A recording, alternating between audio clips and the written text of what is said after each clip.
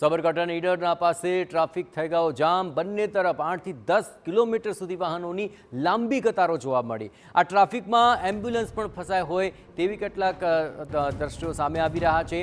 કલાકોથી traffic jam થતો જોવા મળ્યો અને સ્થાનિક પોલીસની ગેરહાજરી પણ ત્યાં ઉડીને આંખે વળગતી હતી, કારણ કે પોલીસની ગેરહાજરીથી વાહન ચાલકોમાં ભારે રોષ જોવા મળ્યો। આપ જોઈ રહ્યા છો આ તસવીરો કે જેની અંદર મોટી લાંબી કતારોમાં આ વાહન ચાલકો અટવાયા છે અને તેમને પારાવાર મુશ્કેલીનો સામનો કરવો પડ્યો।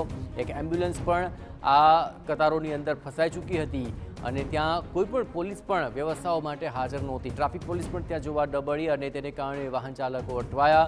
આ પ્રકારની